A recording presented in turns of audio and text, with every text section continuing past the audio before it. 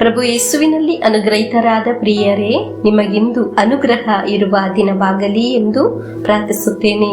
ನಿಮಗಾಗಿ ಪ್ರಾರ್ಥಿಸುವ ಈ ಸಮಯ ದೇವರು ನಮ್ಮನ್ನು ಮುಟ್ಟುವ, ಸ್ವೀಕರಿಸುವ ಸಮಯವಾಗಿದೆ ಎಂದು ವಿಶ್ವಾಸಿಸುತ್ತೇನೆ. ಒಂದೊಂದು ದಿನ ಸಿಗುವ ವಾಕ್ಯ ನಮಗೆ ದೇವರ ಶಕ್ತಿ ಏನಾಗಿದೆ, ದೇವರ ಪ್ರೀತಿ ಏನಾಗಿದೆ ಎಂದು ತಿಳಿಯಲು, ಅನುಭವಿಸಲು ಸಾಧ್ಯವಾಗುತ್ತಿದೆ. ಇಂದು ನಾವು ಆಲಿಸುವ ವಾಕ್ಯ ಪ್ರವಾದಿ ಯೆಶಾಯನ ಗ್ರಂಥ 57ನೇ ಅಧ್ಯಾಯ 10ನೇ ವಾಕ್ಯವನ್ನು ಆಲಿಸೋಣ. ನಡೆದು ನಡೆದು ದಣಿದಿದ್ದರೂ ಇನ್ನೂ ಪ್ರಯೋಜನವಿಲ್ಲ ಎಂದುಕೊಳ್ಳಲಿಲ್ಲ. ಹೊಸ ಚೈತನ್ಯವನ್ನು ತಂದುಕೊಂಡು ನಿಲ್ಲದೆ ಮುಂದುವರೆದಿರುವೆ. ಪ್ರಿಯರೇ, ಏನಾಗಿದೆ ಚೈತನ್ಯ? ನೀವು ಆಲಿಸುವ ವಾಕ್ಯ, ದೇವರಾಗುವ ವಾಕ್ಯ ನಿಮ್ಮ ಹತ್ತಿರ ಬರುವ ಸಮಯವಾಗಿದೆ. ದೇವರ ವಾಕ್ಯ ಆಲಿಸುವ ಪ್ರಿಯರೇ, ನೀವು ಚೈತನ್ಯ ಹೊಂದುವ ಸಮಯವಾಗಿದೆ. ನಮ್ಮ ಮನಸ್ಸಿಗೆ, ಶರೀರಕ್ಕೆಲ್ಲ ಚೈತನ್ಯ ಬೇಕು.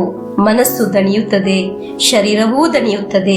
ಜೀವನದ ಕಷ್ಟಗಳು ಎಣಿಸಿ ಎಣಿಸಿ ನೋಡುವವರು ಸಹ ಇದ್ದಾರೆ. ಆಮೇಲೆ ಮನಸ್ಸು ಶರೀರ ದಣಿವಿನಿಂದ ಆಯಾಸದಿಂದಿರುವವರು ಇದ್ದಾರೆ. ಪ್ರಿಯರೇ, ಜೀವನದಲ್ಲಿ ಮನಸ್ಸು ದಣಿದಾಗ ನಿಮಗೆ ಅರ್ಥವಾಗುತ್ತಿಲ್ಲವೇ? ಈ ವಾಕ್ಯದಿಂದ ನಿಮಗೆ ಹೊಸ ಚೈತನ್ಯ ಲಭಿಸುತ್ತಿದೆ ಎಂದು.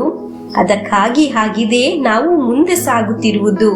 ದೋಣಿಯಲ್ಲಿ ಮೋಟರನ್ನು ಫಿಟ್ ಮಾಡಿದ ಹಾಗೆ ಈ ದೇವರ ವಾಕ್ಯದಿಂದ ದೇವರು ನಮ್ಮ ಜೀವನದಲ್ಲಿ ಕೆಲವು ಕಾರ್ಯಗಳನ್ನು ಮಾಡುತ್ತಿದ್ದಾರೆ. ಆ ಬಲ ನಿನ್ನ ಮುಂದೆ ಸಾಗಿಸುತ್ತಿದೆ. ದೇವರ ವಾಕ್ಯ ನಿಮ್ಮನ್ನು ಒಮ್ಮೆಯೋ ಹಿಂದೆ ಕರೆದುಕೊಂಡು ಹೋಗುವುದಿಲ್ಲ, ಅದು ನಿಮ್ಮನ್ನು ಮುಂದೆ ನಡೆಸುತ್ತದೆ.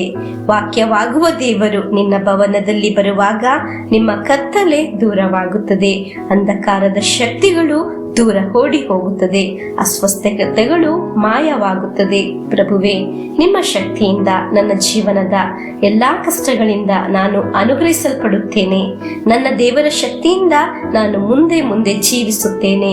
ನಾನು ವಿಶ್ವಾಸಿಸುತ್ತೇನೆ, ನನ್ನ ದೇವರ ವಾಕ್ಯದಿಂದ ಶಕ್ತಿಯನ್ನು ಪಡೆದುಕೊಂಡಿರುತ್ತೇನೆ. ಹಾಲೆಲೂಯಾ. ಇಂದು ಆಲಿಸಿದ ದೇವರ ವಾಕ್ಯದೊಂದಿಗೆ ಪ್ರಭುವಿನ ಆಶೀರ್ವಾದವನ್ನು ಸ್ವೀಕರಿಸೋಣ.